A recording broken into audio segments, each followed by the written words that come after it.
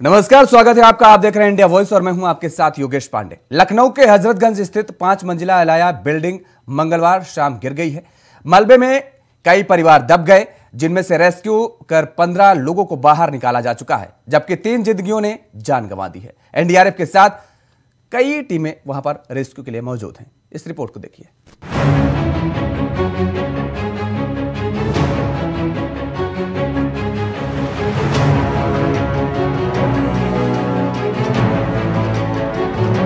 उत्तर प्रदेश समेत दिल्ली एनसीआर में मंगलवार को भूकंप के तेज झटके महसूस किए गए थे। इसके कुछ ही घंटों के बाद राजधानी लखनऊ के हजरतगंज इलाके में 5 मंजिला पुरानी इमारत जमींदोज हो गई।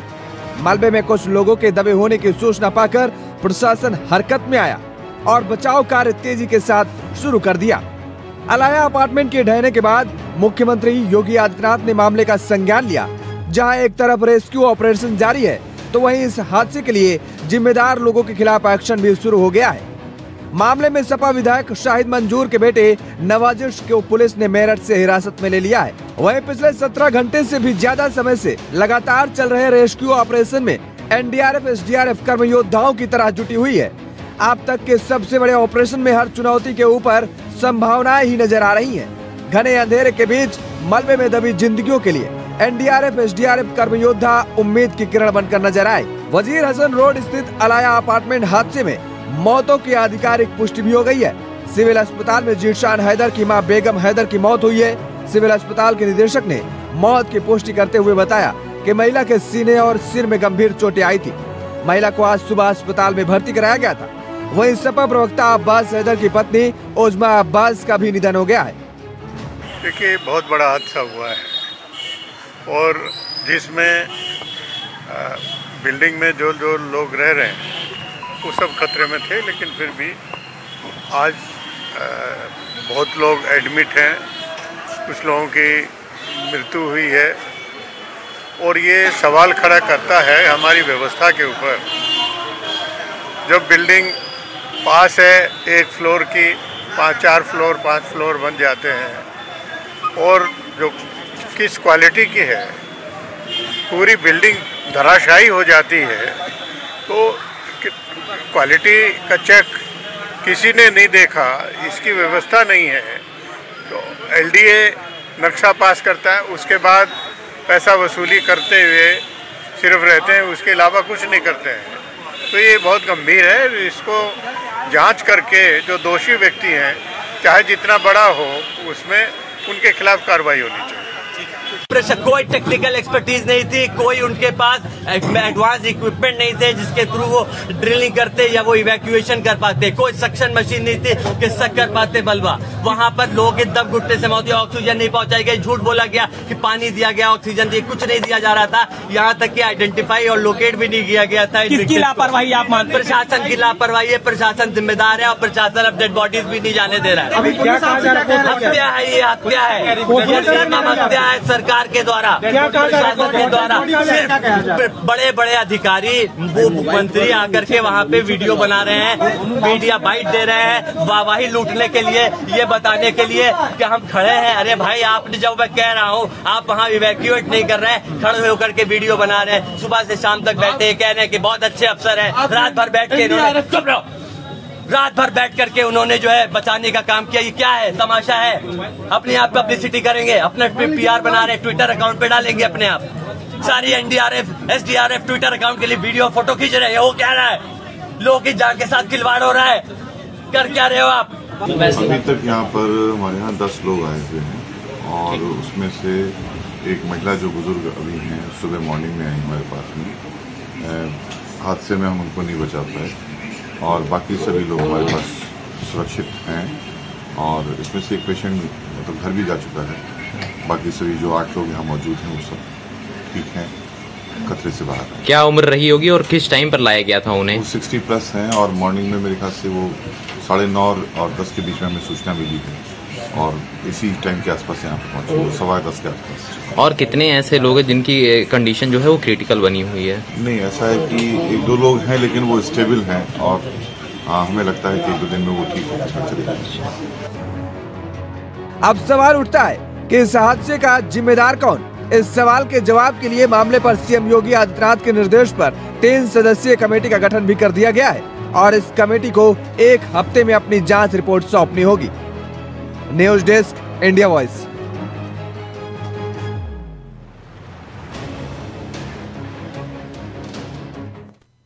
ये बड़ा हादसा हुआ है और ये हादसा है या फिर किसी की साजिश है, ये एक बड़ा सवाल है।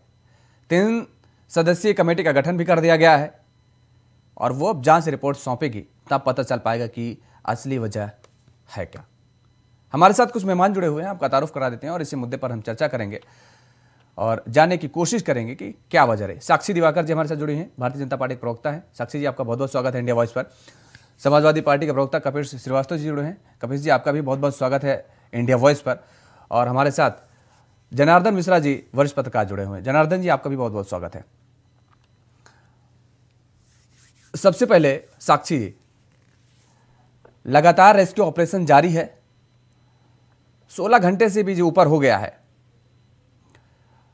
और जिस तरीके से यह हादसा हुआ है, जिसका नाम आ रहा है यजदान बिल्डर्स का, इसमें मुझे लगता है कि बिल्डर्स के साथ प्राधिकरण, प्रशासन, सबकी मिली भगत के बिना, इन सब की मिली भगत के बिना इस तरीके का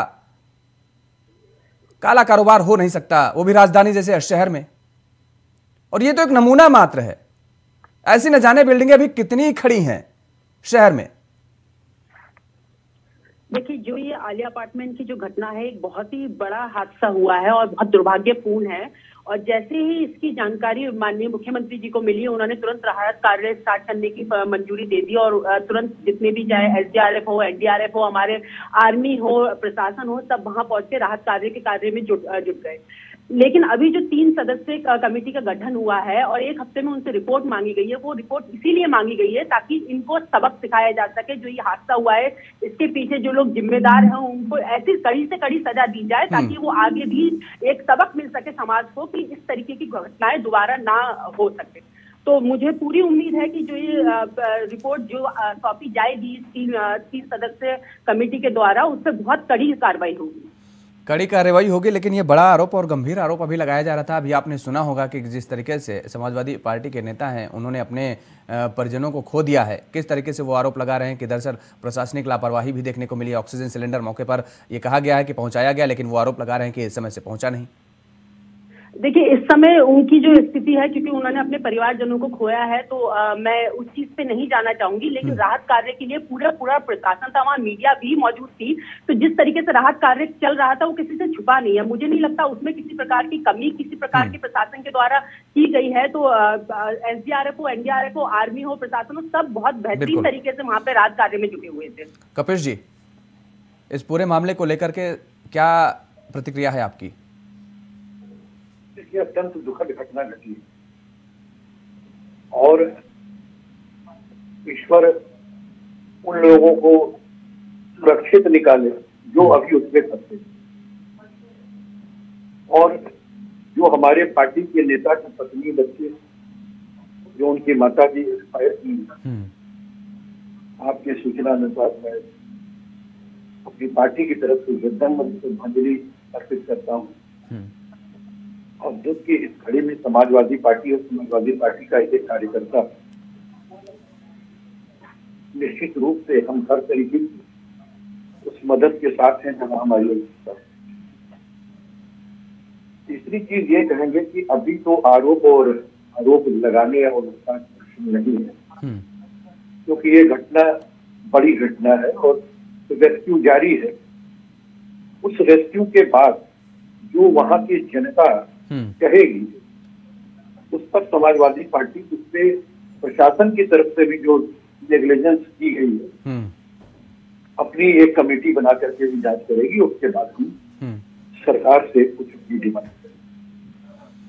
मैं सिर्फ एक बात ये कहना चाहता हूँ कि जिन्होंने अपना परिजन खोया है और जो ये बात कह रहे हैं, वो पूरे बोझ को हवास में, ऐसा नहीं है कि उन्होंने अपना हवास खो दिया, उन्होंने अपने लोगों को खोया है, इसमें कहीं दो राय नहीं। लेकिन जो व्यक्ति वहां पर है और जो उन घटना से रूबरू हुआ है और गुजरा है, उसकी बात पर विश्वास हम समझते हैं कि सरकार को मानवीय संवेदनाओं के साथ करना चाहिए। और तीसरी बात मैं ये कहता हूँ कि कोई किसी की पार्टी का नेता हो या नेता का पुत्र हो, अगर कोई गैर विधिक काम किया हुआ है तो गैर विधिक काम अगर किया है तो उसे सजा मिलनी चाहिए, समुचित रूप से मानी जाए। दूसरी बात मैं ये कहता हूँ कपिश जी, यहाँ पर एक बात जोड़ दें, क्योंकि आप ही के पार्टी के नेता हैं, उन्हीं का नाम आ रहा है। आपने कहा है, मेरे उससे कोई मतलब नहीं। हाँ। समाजवादी पार्टी एक न्यायप्रिय पार्टी है।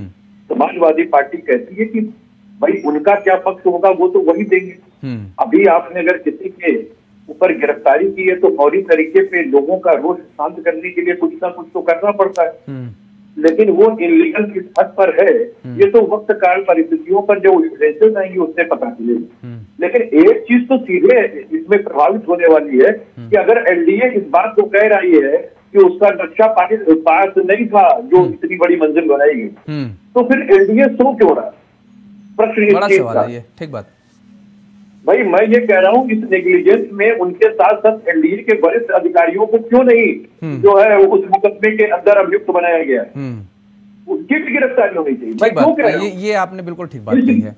इसलिए मैं कह रहा हूँ कि अभी इससे पहले आप देखिए होटल हयात के अंदर जो आग लगी, उससे पहले एक जो है कॉन्टिनेंटल इंटरनेशनल होटल के अंदर जो आग लगी थी, वो घटना घटी, उसमें भी 5-6 लोग जो है दिवंगत हुए थे, उसमें भी 5-6 लोग दिवंगत हुए थे। हायर कमेटी भी बैठी थी, जो पहला वाली घटना थी जो इंटरनेशनल कॉन्टिनेंटल वाली, उसमें मैं ये कह रहा हूँ कि उसमें जो कमेटी की जांच में थी उस पर आरोपित भी किया गया कि एनडीए के फला अधिकारी और ढमाका ग्रुप प्रशासन के जिम्मेदार हैं, उन पर कार्रवाई आज तक नहीं की गई। ठीक बात है। तो ये कैसे कोई माने कि ये जो कमेटी बना रहे हैं उसमें निष्पक्षता के साथ जो है वो योगी सरकार उन पर कार्रवाई करेगी? क्योंकि होटल हयात के बारे में भी अभी आप उनकी प्रवक्ता से पूछेंगे तो हमारी बहन नहीं बता पाएंगे। चलिए अभी बताएंगे। लेकिन ये गंभीर मुद्दा, इस पर राजनीति नहीं होनी चाहिए। नहीं, बिल्कुल नहीं होनी चाहिए इस पर राजनीति, इसलिए काबिल हो और जो लगे कि विधिक रूप से वो पनिशबल है तो उसको पनिशमेंट देना चाहिए, चाहे वो किसी भी पार्टी का, और किसी भी पार्टी को किसी को बचाना नहीं। ठीक बात। जनार्दन जी, ये हादसा बेहद दुर्भाग्यपूर्ण है और ऐसी स्थिति में सरकार ये कह रही है कि हर संभव मदद करने की कोशिश की जा रही है, बट अच्छी बात है।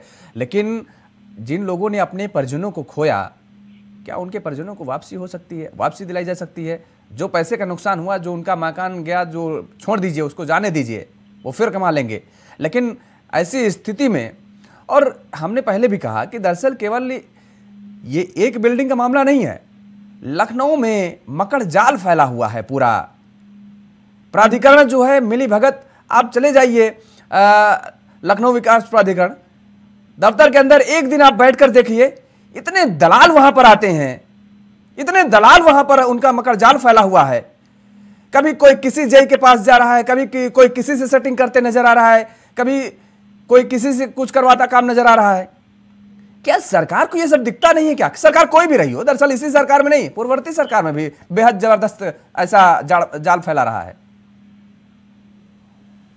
निश्चित रूप से योगेश जी, ये बहुत संवेदनाओं का समय है। इसमें राजनीति अभी मुझे नहीं लगता कि आरोप प्रत्यारोप का ये अभी इस वक्त है, क्योंकि बहुत लोगों ने अपने करीबियों को खोया है। और निश्चित रूप से इसको देखिए, लालच है। लालच में लोगों ने, जैसा बताया जा रहा, मैं तो मौके पर वहां पर मैंने देखा कि जो बिल्डिंग मटेरियल है इतना घटिया क्वालिटी का इस्तेमाल किया गया। ऐसे लोग असल रूप में कसाई हैं, जिनको ये नहीं दिखता कि इतने कमजोर पिलर पे, इतने कमजोर बुनियाद पे इतनी लंबी बिल्डिंग खड़ी कर देते हैं। तो जो लोग वहां पे रह रहे हैं, निश्चित रूप से आप उनको मारने का ही तो प्रयास कर रहे हैं।